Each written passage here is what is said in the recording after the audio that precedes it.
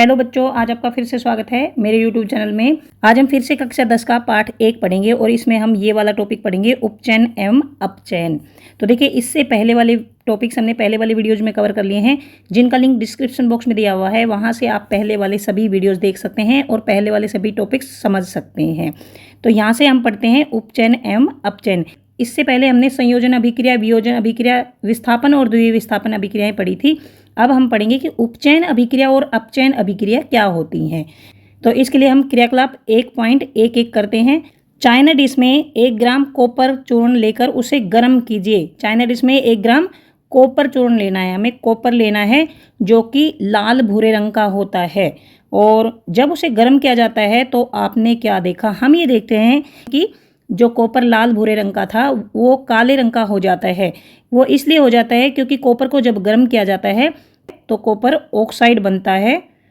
तो यहाँ ऊष्मा दी जाती है इसको, तो बनता है कॉपर ऑक्साइड। कॉपर ऑक्साइड जो होता है वो काले रंग का होता है और ये होता है भूरा लाल। कॉपर चूर्ण की सतह पर काले रंग की परत देखते हैं हम। कॉपर के ऊपर काले रंग की परत चढ़ जाती है, ये हम ऑब्जर्व करते हैं। ये काले रंग की परत कहाँ से आई? कॉपर चूर्ण की सतह पर कॉपर ऑक्साइड की काली परत चढ़ जाती है। तो देखिए, ये कॉपर ऑक्साइड जो होता है वो काले रंग का होता है। तो ये मैंने पहले बता दिया कि कॉपर को जब गर्म किया है तो कॉपर ऑक्साइड बनता है। कॉपर ऑक्साइड बनने के कारण इसके ऊपर काले रंग की परत चढ़ जाती है। तो ये जो कॉपर ऑक्साइड बना है ये काले रंग का होता है और इसकी काली परत कॉपर पर चढ़ जाती है। यह काला पदार्थ क्यों बना है? यह काला पदार्थ जब कॉपर को गर्म किया है तब बना है। तो देखिए, यह क्यों बना है? जब कॉपर को गर्म किया जाता है तो वातावरण में जो ऑक्सीजन होती है उससे यह अभिक्रिया करता है। तो यहाँ पर हम लिख देंगे कॉपर प्लस ऑक्सीजन, तब ये कॉपर ऑक्साइड बनता है। यहाँ पर ये क्रिया होती है तब कॉपर ऑक्साइड बनता है। तो यहाँ पर देखिए, कॉपर को जब गर्म किया जाता है तो वो वातावरण में उपस्थित ऑक्सीजन से क्रिया कर लेता है और कॉपर ऑक्साइड बनता है। तो ये अभिक्रिया है। यदि इस गर्म पदार्थ यानी कॉपर ऑक्साइड के ऊपर हाइड्रोजन गैस प्रवाहित की जाए तो सतह की काली परत भूरे रंग की हो जाती है। तो देखिए, अगर इस कॉपर ऑक्साइड के साथ अगर हाइड्रोजन गैस प्रवाहित की जाए तो ये फिर से भूरे रंग का हो जाएगा। जो ये काले रंग का हुआ था, ये जो काले रंग की सतह बनी थी, ये भूरे रंग की हो जाएगी। तो ऐसा क्यों? क्योंकि इस स्थिति में विपरीत अभिक्रिया संपन्न होती है। इससे विपरीत होती है। कॉपर ऑक्साइड के साथ हाइड्रोजन गैस प्रवाहित की जाती है तो कॉपर बनता है और H2O बनता है, जल बनता है। जो ये कॉपर होता है ये भूरा लाल होता है। तो इसलिए देखिए, ये वाली अभिक्रिया, जो ये वाली अभिक्रिया है, ये इस वाली अभिक्रिया से उल्टी है। पहले अभिक्रिया में, इस वाली अभिक्रिया में कॉपर और ऑक्सीजन ने क्रिया की थी, कॉपर ऑक्साइड बना था। और इस वाली अभिक्रिया में कॉपर ऑक्साइड ने हाइड्रोजन से अभिक्रिया की और कॉपर बन गया। यहाँ पर कॉपर से कॉपर ऑक्साइड बना, यहाँ कॉपर ऑक्साइड से कॉपर बना है। अभिक्रिया के समय जब किसी पदार्थ में ऑक्सीजन की वृद्धि होती है तो कहते हैं कि उसका उपचयन हुआ है। यहाँ पर पहली वाली अभिक्रिया में, इस वाली अभिक्रिया में यहाँ पर देखिए ऑक्सीजन की बढ़ोतरी हुई है, ऑक्सीजन की वृद्धि हुई है। यहाँ पर पहले कॉपर था, कॉपर के साथ ऑक्सीजन ने क्रिया की तो कॉपर ऑक्साइड बना। तो इस वाली क्रिया में ऑक्सीजन की वृद्धि हुई है। जब किसी पदार्थ में ऑक्सीजन की वृद्धि होती है तो उसे कहते हैं कि उसका उपचयन हुआ है। यानी यहाँ पर कॉपर का उपचयन हुआ है। कॉपर का उपचयन हुआ है, का उपचयन।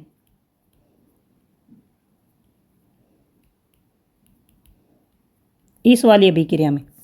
इसके बाद तथा जब अभिक्रिया में किसी पदार्थ में ऑक्सीजन का ह्रास होता है तो कहते हैं कि उसका अपचयन हुआ है। यहाँ पर देखिए, इस वाली अभिक्रिया में कॉपर का ह्रास हुआ है। यहाँ पर इस वाली अभिक्रिया में ऑक्सीजन का ह्रास हुआ है क्योंकि यहाँ पर पहले था कॉपर ऑक्साइड, यह है कॉपर ऑक्साइड और यहाँ पर बना है कॉपर। तो ऑक्सीजन जो है ये इससे निकल गई है, यानी यहाँ पर हुआ है ऑक्सीजन का ह्रास, ऑक्सीजन की कमी हुई है।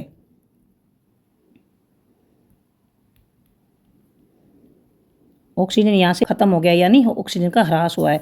जब किसी अभिक्रिया में किसी पदार्थ में से ऑक्सीजन का ह्रास होता है तो उसे अपचयन कहते हैं। तो यहाँ पर कॉपर ऑक्साइड का अपचयन हुआ है। अपचयन होना मतलब ऑक्सीजन का निकलना, उपचयन होने का मतलब ऑक्सीजन का जुड़ना। अभिक्रिया 1.29 में कॉपर ऑक्साइड में ऑक्सीजन का ह्रास हो रहा है, इसलिए यह अपचयित हुआ। यहाँ पर कॉपर ऑक्साइड जो है वो अपचयित होता है। कॉपर ऑक्साइड में जब H2 मिलाते हैं, H2 प्रवाहित की जाती है तो ये बनता है कॉपर और H2O। तो यहाँ पर देखिए कॉपर ऑक्साइड में से ऑक्सीजन का ह्रास होता है, इसका मतलब इसका कॉपर ऑक्साइड का अपचयन हुआ है।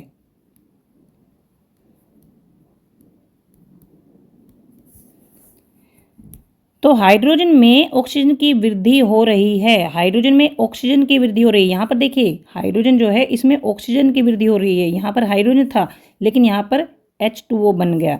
हाइड्रोजन में ऑक्सीजन की वृद्धि हो रही है, इसलिए यह उपचयित हुआ है।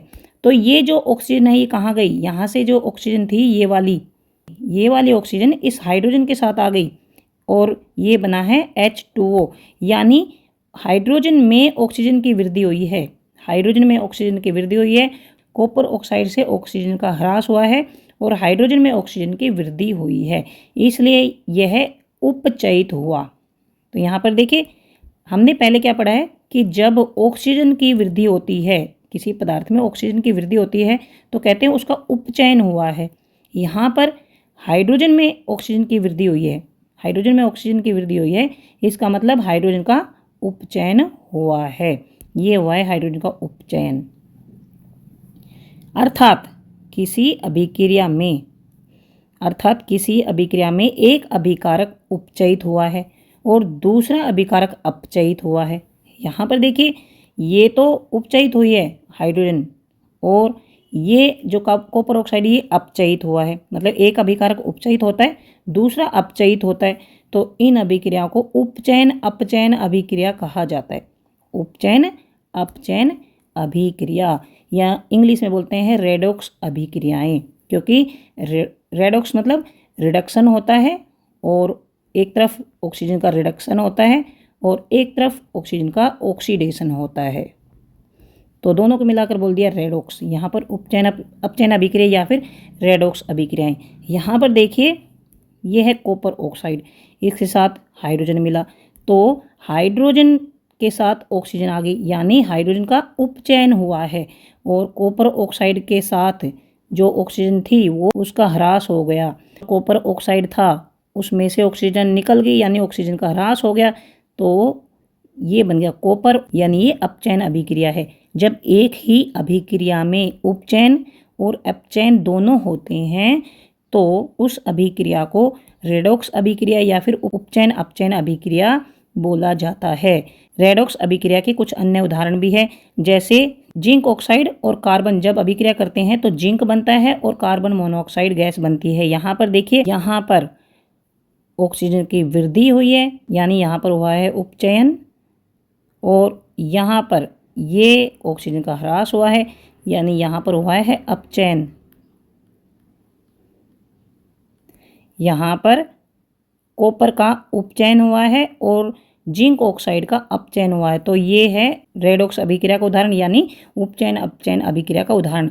यहाँ पर मैग्नीज ऑक्साइड और यहाँ पर हाइड्रोक्लोरिक एसिड, जब इन दोनों को मिलाया जाता है तो ये बन जाता है मैग्नीज क्लोराइड, और H2O और क्लोरीन जो है इसमें मैग्नीज ऑक्साइड है और ये मैग्नीज क्लोराइड बन गया। इसका मतलब यहाँ से ऑक्सीजन का ह्रास हुआ है। जब ऑक्सीजन का ह्रास होता है तो होता है अपचयन, तो मैग्नीज ऑक्साइड का अपचयन हुआ है। इसके बाद यहाँ पर हाइड्रोजन क्लोराइड से क्लोरीन बन जाता है, मतलब हाइड्रोजन निकल जाता है, हाइड्रोजन का ह्रास हुआ है। हाइड्रोजन का ह्रास होता है तब उपचयन हुआ, तो इसका हो गया उपचयन। ये अलग अभिक्रिया है पहले वाली से, ये थोड़ी अलग है, इसको ध्यान से समझना है। इसके बाद यहाँ पर देखिए H2O बन गया, हाइड्रोजन में ऑक्सीजन यहाँ पर जुड़ गया है, H में ऑक्सीजन जुड़ गया और H कहाँ से आया? हाइड्रोजन क्लोराइड से। तो इस तरह से भी हम इसको उपचयन बोल सकते हैं, क्योंकि यहाँ पर ऑक्सीजन जुड़ी है और यहाँ पर घटी है, यहाँ पर हट गई है और यहाँ पर जुड़ गई है। तो इसको इस तरह से भी उपचयन बोल सकते हैं। तो देखिए, दो तरीके से हम उपचयन बोल सकते हैं। या तो ऑक्सीजन की वृद्धि हो, यहाँ पर जैसे ये ऑक्सीजन की वृद्धि हो गई हाइड्रोजन के साथ, यहाँ पर देखिए हाइड्रोजन के साथ ये ऑक्सीजन की वृद्धि हो गई। और या फिर हाइड्रोजन का ह्रास हो, तो यहाँ पर जब ये क्लोरीन बना है तो यहाँ से हाइड्रोजन का ह्रास हुआ है। तो या तो ऑक्सीजन की वृद्धि या फिर हाइड्रोजन का ह्रास होता है, तो होता है उपचयन। ऑक्सीजन की वृद्धि हो या फिर हाइड्रोजन का ह्रास हो, दोनों में से एक हो, तो ये होता है उपचयन। और पदार्थ में का जो अपचयन तब होता है जब ऑक्सीजन का ह्रास हो। यहाँ पर देखिए, ये ऑक्सीजन का ह्रास हुआ है, यहाँ पर ये ऑक्सीजन का ह्रास हुआ है और ये बना है यहाँ पर मैग्नीज क्लोराइड, या फिर हाइड्रोजन की वृद्धि हो, ऑक्सीजन का ह्रास या हाइड्रोजन की वृद्धि। तो ये ध्यान रखना है, अपचयन तब होता है जब ऑक्सीजन का ह्रास हो और हाइड्रोजन की वृद्धि हो। तो इसमें बिल्कुल कंफ्यूज नहीं होना है। उपचयन तब होता है जब उसमें ऑक्सीजन की वृद्धि होती है, पहले की तरह जो पहले एग्जाम्पल में है, और इसके उल्टा लिख देंगे हाइड्रोजन का ह्रास होता है। और अपचयन तब होता है जब उसमें से ऑक्सीजन का ह्रास होता है और हाइड्रोजन की वृद्धि होती है। देखिए, अपघटित शब्द से अपचयन याद कर सकते हैं। अपघटित में टूट जाता है, तो यहाँ से ऑक्सीजन टूट के निकल गया तो ऑक्सीजन का ह्रास हुआ। अपचयन में ऑक्सीजन का ह्रास हुआ है और हाइड्रोजन की वृद्धि। और उपचयन में उपस्थित, ऊ से उपस्थित, यहाँ पर अपघटित से याद कर सकते हैं आप, और ऊ से उपस्थित। तो जब अपघटित होता है तो ऑक्सीजन का ह्रास होता है। ये सिर्फ याद करने का तरीका है, ये सिर्फ रटने का तरीका है, कई बार कंफ्यूज हो जाते हैं। तो उपचयन तब होता है जब उसमें ऑक्सीजन उपस्थित हो जाती है, यानी ऑक्सीजन की वृद्धि हो जाती है। अपचयन जब होता है जब उसमें ऑक्सीजन का ह्रास हो जाता है। तो इससे उल्टा फिर हम ये लिख देंगे, ऑक्सीजन की वृद्धि हाइड्रोजन का ह्रास, और ऑक्सीजन का ह्रास हाइड्रोजन की वृद्धि। तो ये याद रखने का तरीका है। क्रियाकलाप 1.1 पर ध्यान दीजिए, जिसमें एक चमकदार ज्वाला के साथ मैग्नीशियम रिबन का वायु में दहन हुआ था और यह श्वेत पदार्थ मैग्नीशियम ऑक्साइड में परिवर्तित हो जाता है। देखिए, क्रियाकलाप 1.1 में हमने मैग्नीशियम रिबन को जब जलाकर देखा था तो उसमें मैग्नीशियम रिबन का वायु में दहन हुआ था, मतलब मैग्नीशियम रिबन को जब जलाया था तो उसने ऑक्सीजन से क्रिया की थी और यह श्वेत पदार्थ मैग्नीशियम ऑक्साइड बना था। इस अभिक्रिया में मैग्नीशियम का उपचयन हुआ या अपचयन। तो ये है मैग्नीशियम प्लस ऑक्सीजन, ये हुआ मैग्नीशियम ऑक्साइड। यहाँ पर देखिए ऑक्सीजन उपस्थित हो गया है, यानी ऑक्सीजन का उपचयन हो गया है। उसे उपचयन, उप से उपस्थित, तो ये हो गया उपचयन। यहाँ पर मैग्नीशियम का उपचयन हुआ है, मैग्नीशियम का उपचयन यानी ऑक्सीजन उपस्थित हो गई है, तो इसमें उपचयन हुआ है। अब इन्हीं के आधार पर उदाहरण देखते हैं कि क्या आपने दैनिक जीवन में उपचयन अभिक्रियाओं के प्रभाव को देखा है। उपचयन मतलब ऑक्सीजन उपस्थित हो जाती है, ऑक्सीजन आ जाती है, ऑक्सीजन जुड़ जाती है, ऑक्सीजन की वृद्धि हो जाती है। क्या इनके प्रभावों को आपने देखा है? तो पहला इसका उदाहरण है संक्षारण, मतलब जंग लगना। किसी भी धातु का संक्षारण होना यानी उसका ऑक्साइड बनना, या उसकी जो चमकीली परत है वो खराब होना, ये होता है संक्षारण। आपने अवश्य देखा होगा कि लोहे की बनी नई वस्तुएं चमकीली होती हैं, लेकिन कुछ समय बाद उन पर लालिमा युक्त भूरे रंग की परत चढ़ जाती है। ये जो भूरे रंग की परत क्या होती है? ये होती है आयरन ऑक्साइड की परत। जब लोहा ऑक्सीजन से क्रिया करता है, वातावरण में प्रेजेंट ऑक्सीजन से क्रिया करता है, तो इसके ऊपर लोहा ऑक्साइड, आयरन ऑक्साइड की परत बन जाती है, जो कि भूरे रंग की होती है, और ये होता है जंग। और इस प्रक्रिया को लोहे पर जंग लगना कहते हैं। मतलब जब लोहा ऑक्सीजन से क्रिया करता है तो उसके ऊपर भूरे रंग की परत बन जाती है, इस प्रक्रिया को कहते हैं जंग लगना। कुछ अन्य धातुओं में भी ऐसा परिवर्तन होता है। क्या आपने चांदी या तांबे पर चढ़ने वाली परत के रंग पर ध्यान दिया है? चांदी पर जो परत चढ़ती है वो सलेटी रंग की हो जाती है, चांदी चमकदार होती है, लेकिन जब उस पर ऑक्साइड बन जाता है, सिल्वर ऑक्साइड, तो ग्रे रंग का हो जाता है। तांबे पर चढ़ने वाली परत, तांबा जो होता है लाल रंग का होता है, लेकिन जब उसके ऊपर तांबे की ऑक्साइड यानी कॉपर ऑक्साइड की परत चढ़ जाती है, काले रंग की एक परत चढ़ जाती है, यानी कॉपर ऑक्साइड बन जाता है और उसकी परत तांबे पर चढ़ जाती है, तो तांबा जो लाल दिखाई देता है वो काले रंग का दिखाई देने लगेगा। जब कोई धातु अपने आसपास अम्ल, आर्द्रता आदि के संपर्क में आती है तब ये संक्षारित हो जाती है। जब कोई भी धातु या तो किसी एसिड के संपर्क में आती है, अम्ल के संपर्क में आती है, या फिर नमी के संपर्क में आती है और ऑक्सीजन वातावरण में होती ही है, तो जो धातु वो खराब हो जाती है, उसके ऊपर ऑक्साइड की एक परत चढ़ जाती है, तो उस धातु को कहते हैं ये संक्षारित हो गई है। और इस प्रक्रिया को कहते हैं संक्षारण। मतलब धातु जब खराब हो जाती है तो उस प्रक्रिया को बोलते हैं संक्षारण। उसके ऊपर ऑक्साइड की परत चढ़ जाती है तो उसे बोलते हैं कि ये धातु संक्षारित हो गई है। चांदी के ऊपर काली परत और तांबे के ऊपर हरी परत चढ़ना संक्षारण का एक अन्य उदाहरण है। देखिए, चांदी जो होती है वो चमकदार होती है। जब उसको वातावरण में छोड़ा जाता है तो पहले वो ग्रे रंग की होती है, और ज़्यादा समय के लिए अगर वातावरण में छोड़ा जाता है तो जो ग्रे कलर बनता है पहले, फिर बन जाता है काला रंग। तो ये है कि चांदी के ऊपर जो काले रंग की परत चढ़ जाती है तो वो होती है चांदी का जो ऑक्साइड होता है उसकी परत।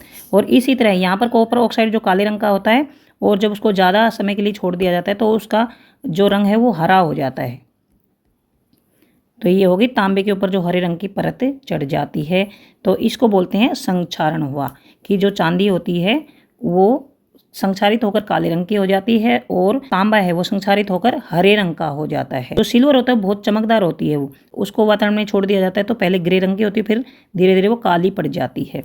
तो ये है कि चांदी के ऊपर काली परत व तांबे के ऊपर हरी रंग की परत चढ़ना, इसका मतलब इन धातुओं का संक्षारण हुआ है। इसके बाद संक्षारण के कारण कार के ढांचे, पुल, लोहे की रेलिंग, जहाज, धातु विशेषकर लोहे से बनी वस्तुओं की बहुत क्षति होती है। संक्षारण के कारण यानी जंग लगने के कारण जो धातुएं होती हैं वो खराब हो जाती हैं और बहुत नुकसान होता है। जैसे कार के ढांचे, उनमें लोहा लगता है और उनकी जो बॉडी है वो खराब हो जाती है। पुल, लोहे की रेलिंग या जहाज, या फिर धातु विशेषकर लोहा, धातुएं जो, क्योंकि ज़्यादातर वस्तुएं लोहे की बनाई जाती हैं, तो इनसे बनी हुई वस्तुएं संक्षारित होकर खराब हो जाती हैं और इससे बहुत ज़्यादा पैसे की क्षति होती है, क्योंकि दोबारा नई खरीदनी पड़ती है, तो इससे बहुत पैसे की क्षति होती है। लोहे का संक्षारण एक गंभीर समस्या है। लोहे पर जंग लगना एक गंभीर समस्या है। क्षतिग्रस्त लोहे को बदलने में हर वर्ष अधिक पैसा खर्च हो जाता है। जब लोहे पर जंग लग जाती है तो उसको बदल दिया जाता है और उस पर बहुत ज़्यादा पैसा खर्च होता है, क्योंकि नई चीज़ लानी पड़ती है तो वो ज़्यादा पैसे में आती है। अध्याय 3 में आपको संक्षारण के बारे में अधिक जानकारी प्राप्त होगी। तो इसके बाद है विक्रगंधिता। विक्रगंधिता जो होती है उसमें भी ऑक्सीजन का उपचयन होता है, वो भी ऑक्सीजन के उपचयन के कारण होती है। वसायुक्त या तेलीय खाद्य सामग्री जब लंबे समय तक रखी जाती है तब उसका स्वाद और गंध कैसी हो जाती है। तो देखिए, ये 8वीं क्लास में पढ़ा था विक्रगंधिता क्या होती है। जब तेल वाली वस्तुएं या फिर घी वाली वस्तुओं को अगर लंबे समय के लिए बंद छोड़ दिया जाता है तो उसका स्वाद खराब हो जाता है और उसमें से स्मेल आने लग जाती है। तो ये क्यों हुआ? क्योंकि उपचयित होने पर तेल व वसा विक्रगंधी हो जाते हैं, क्योंकि जब तेलीय वस्तुओं को या वसायुक्त वस्तुओं को लंबे समय तक छोड़ दिया जाता है तो वो वातावरण में उपस्थित ऑक्सीजन से क्रिया कर लेती हैं और इनका उपचयन हो जाता है। उपचयन होने के कारण तेल एवं वसा विक्रगंधी हो जाते हैं, मतलब उनमें से स्मेल आने लग जाती है, गंदी स्मेल आने लग जाती है और उनका जो स्वाद है वो बदल जाता है, स्वाद भी खराब हो जाता है और गंध बदल जाती हैं। प्राय तेलीय या वसायुक्त खाद्य सामग्रियों में उपचयन रोकने वाले पदार्थ या प्रतिऑक्सीकारक मिलाए जाते हैं। तो देखिए, उपचयन को रोकने के लिए क्या किया जाता है? तेलीय या वसायुक्त खाद्य सामग्रियों में उपचयन को रोकने के लिए क्या किया जाता है? उनमें ऐसे पदार्थ मिलाए जाते हैं जो कि प्रतिऑक्सीकारक होते हैं, जो कि ऑक्सीजन अगर क्रिया कर जाती है तो उसका अपचयन कर दें, यानी ऑक्सीजन को उस पदार्थ से क्रिया ना करने दें। तो ये होते प्रतिऑक्सीकारक, जो कि उपचयन के उल्टा अपचयन कर दें। तो ऐसे पदार्थ उन वस्तुओं में डाल दिए जाते हैं। या फिर वायुरोधी बर्तनों में खाद्य सामग्री रखने से उपचयन की गति धीमी हो जाती है, या फिर ऐसे बर्तनों में इनको रखा जाता है जिससे उपचयन की गति धीमी हो जाती है। जैसे कि कांच के बर्तन में, प्लास्टिक के बर्तन में अचार रखा जाता है, या फिर घी वाली या तेल वाली वस्तुएं रखी जाती हैं वायुरोधी बर्तनों में, तो इससे उपचयन की गति कम हो जाती है। क्या आप जानते हैं जो चिप्स होते हैं उनकी थैली में ऑक्सीजन को हटाकर नाइट्रोजन गैस डाली जाती है। जो नाइट्रोजन गैस होती है वो कम सक्रिय गैस होती है, जो चिप्स की थैली होती है या नमकीन की थैलियाँ होती हैं जो फूली फूली से रहती हैं, तो उनमें से ऑक्सीजन को हटाकर नाइट्रोजन गैस डाली जाती है, क्योंकि नाइट्रोजन गैस जो होती है वो कम सक्रिय होती है और इससे चिप्स का उपचयन नहीं हो सकता। तो चिप्स या फिर वसायुक्त पदार्थों को उपचयन से बचाने के लिए उन पैकेटों में से ऑक्सीजन निकाली जाती है और उनकी जगह नाइट्रोजन गैस भर दी जाती है, जो कि कम सक्रिय होती है और जिससे उन पदार्थों का उपचयन रुक जाता है और विक्रगंधिता जो होती है वो नहीं हो पाती है।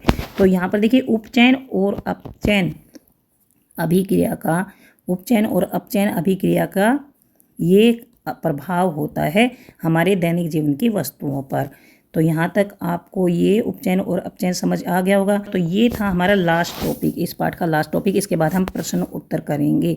तो यहाँ तक आपको पूरा पाठ समझ आ गया होगा। अगर आपको समझ आ गया है प्लीज़ चैनल को सब्सक्राइब करें, अपने दोस्तों को शेयर करें, लाइक करें और कुछ समझ नहीं आए तो कमेंट बॉक्स में लिखकर पूछ सकते हैं। Thanks for watching.